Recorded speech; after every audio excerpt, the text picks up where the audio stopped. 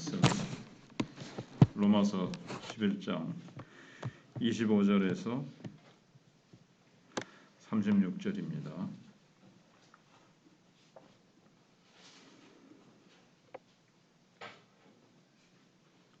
형제들아, 너희가 스스로 지혜 있다 하면서 이 신비를 너희가 모르기를 내가 원하지 아니하노니, 이 신비는 이방인의 충만한 수가 들어오기까지 이스라엘의 더러는 우둔하게 된 것이라. 그리하여 온 이스라엘이 구원을 받으리라. 기록된 바 구원자가 시온에서 오사 야곱에게서 경건하지 않은 것을 돌이키시겠고, 내가 그들의 죄를 없이 할 때에 그들에게 이루어질 내 언약이 이것이라 함과 같으니라. 복음으로 하면 그들이 너희로 말미암아 원수된 자요, 택하심으로 하면 조상들로 말미암아 사랑을 입은 자라. 하나님의 은사와 부르심에는 후회하심이 없느니라. 너희가 전에는 하나님께 순종하지 아니하더니 이스라엘이 순종하지 아니하므로 이제 긍휼을 입었는지라. 이와 같이 이 사람들이 순종하지 아니하니 이는 너희에게 베푸시는 긍휼로 이제 그들도 긍휼을 얻게 하려 하심이라.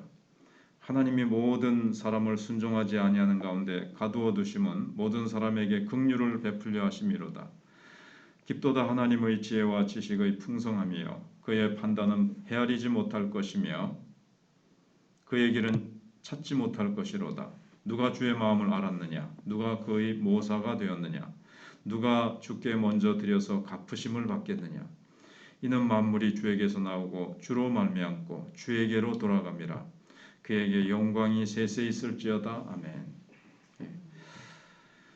어제 이스라엘이 온 이스라엘이 돌아온다는 문제가 참 성경에서 풀기 어려운 난제 중에 하나라고 말씀을 드렸습니다. 그래서 어제 한 가지를 생각해봤고, 또 이제 하나가 문제가 있는데 26절에 그리하여 온 이스라엘이 구원을 얻으리라 그랬습니다. 그러니까 이방인 중에서 구원 얻을 자가 다 돌아오면, 그 수가 충만한 수가 다 차면 이제 완악해서 지금은 일시적으로 믿고 있지 않지만 이방인의 구원받을 숫자가 다 차면 이제 돌아오게 될 것이다. 이렇게 이제 돼 있는데, 그러면은 온 이스라엘이 누구를 말하는 거냐 하는 그런 문제가 이제 생기게 되어집니다. 온 이스라엘. 전 국가적인 개종 사건이냐, 아니면 개인이 구원받는데 그 수를 다 합친 것을 온 이스라엘이라고 부르는 것이냐, 이런 이제 문제가 있습니다.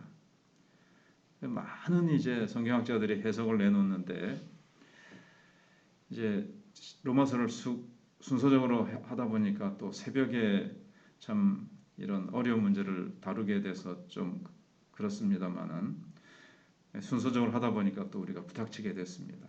온 이스라엘이 구원받는다는 것을 영적으로 해석하는 견해입니다. 온 이스라엘은 영적으로 풀자는 거죠. 신약시대에 와서는 이스라엘은 아브라함의 혈통을 타고난 사람들만 의지하지 않고 유대인이나 이방인이나 한국인이나 미국인이나 이제는 혈통의 구애를 받지 않고 예수 믿는 사람은 모두 다 영적으로 이스라엘이 됐습니다. 그거 맞긴 맞죠. 근데 그래서 온 이스라엘은 모든 민족 중에서 구원받게 될 사람들의 총수다. 그렇게 보는데, 근데 한 가지 문제점이 있어요. 로마서 9장부터 시작해서 바울은 이스라엘 백성의 구원 문제에 대해서 계속 언급을 했습니다.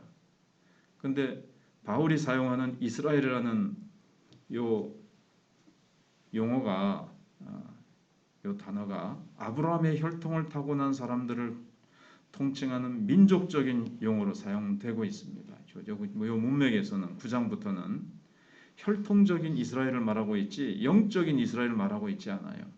근데 갑자기 26절 여기서만 영적인 의미로 사용할 수는 없다는 거죠.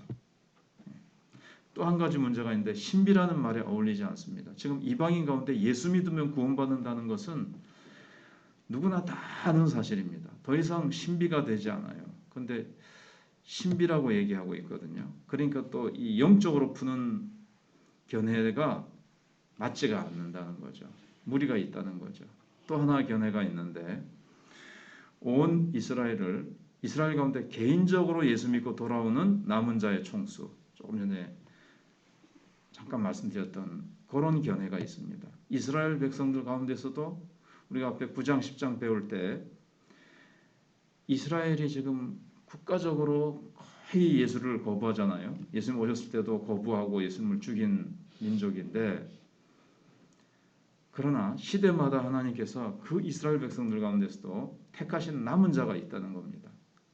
예수님 오셨을 때도 거의 다 거부했지만 예수님의 제자들하고 또 뭐 아리마대 요셉이라든가 니고데모라든가 또 여성들도 그렇고 남은 자가 있거든요. 그 남은 자들이 예수 믿고 돌아올 때 그들을 전부 묶어서 온 이스라엘하고 이제 해석한다는 거죠. 또 대단히 멋있고 바람직한 해석이라고 봐지긴 합니다. 이스라엘 사람들 가운데서도 개인적으로 믿을 사람은 믿고 안 믿을 사람은 안 믿는다는 거예요. 이방인의 구원 방법하고 똑같습니다. 근데 여기도 어떤 문제가 있냐면, 그럼 여기도 신비라는 말이 어울리지 않는다는 겁니다.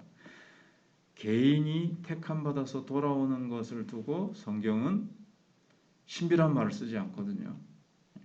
특별히 이 본문에서는 그렇습니다. 그래서 이 구원 얻는 자의 총수로, 개인적으로 예수 믿고 돌아오는 자를 구원 얻는 자의 총수로 결론을 내린다는 것은 또 어렵다는 거예요. 또 한 가지 이제 마지막 견해가 있는데, 온 이스라엘을 글자 그대로 이스라엘 전 민족을 가리킨다고 보는 견해입니다. 개개인을 초월해서 이스라엘이 전 국가적으로 회개하고 돌아오는 사건으로 해석을 하는 겁니다. 이방인이 지금은 이방인의 시대죠. 이방인들에게 복음이 전해져서 이방인을 위한 구원의 기회가 다 끝나면, 이방인의 충만한 수가 다 채워지고 나면 하나님이 이스라엘을 국가적으로 구원하는 어떤 새로운 장이 열린다는 겁니다. 선택한 민족이기 때문에 마지막 때 특별한 방법으로 구원하신다고 보는 겁니다. 그래서 26절 이하를 보시면, 기록된 바 구원자가 시온에서 오사 야곱에게서 경건하지 않은 것을 돌이키시겠고 내가 저희 죄를 없이 할 때에 그들에게 이루어질 내 언약이 이것이라. 이사야서에 나오는 말씀이거든요. 시온이라는 말은 예루살렘인데, 어느 날 예수 그리스도께서 예루살렘에 등장하셔서 그동안 우둔해서 믿지 않던 이스라엘 백성들의 마음을 부드럽게 하시고 그들의 죄를 다 씻어주시고 그들 모두를 돌아오게 하실 어떤 찬란한 역사적 사건을 약속하고 있다는 겁니다. 그래서 28절에 복음으로 하면 그들이 너희로 말미암아 원수된 자요 택하심으로 하면 조상들로 말미암아 사랑을 입은 자라. 지금은 이스라엘 사람들이 복음에 대해서 원수가 되었습니다.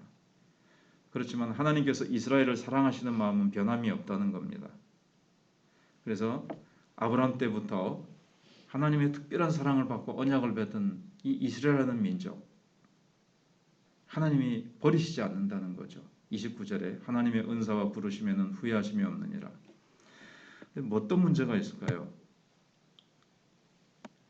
어떤 문제가 있느냐 하면, 그럼 그동안 계속 하나님께서 안 믿도록 내버려 두시다가 안 믿다가 예수님 재림 직전에 있는 그 세대 사람들만 국가적으로 돌아온다? 왜 하필이면 맨 마지막 그 세대만 하나님이 그러면 사랑하신다는 말인가? 이런 이제 문제가 생깁니다. 그래서 이제 결국은 어떻게 됩니까?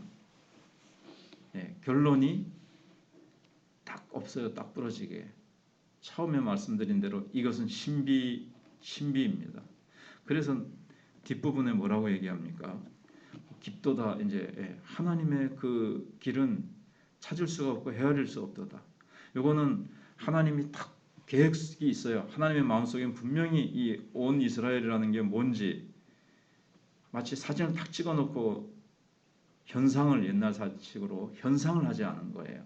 그래서 우리는 볼 수가 없어요. 사진은 하나님의 마음속에는 사진이 딱 있는데 우리에게는 현상된 사진을 보여주시지 않기 때문에, 그래서 이거는 다 해석하기 어렵습니다. 그래서 이게 난해 구절이고, 성경에 있는 모든 말씀을 인간이 다 해석할 수 있느냐? 해석할 수 없는 몇 가지 부분이 있는데 이것도 이제 좀 그런 부분입니다. 그래서 이런 부분은 이제 하나님께 맡기고, 아무튼 하나님이 이스라엘 백성을 버리시지는 않으신다. 이스라엘 백성들이 하나님께서 구원하시고 돌아오게 하신다. 거기에 어떤 신비적인 것들이 지금 분명히 있습니다.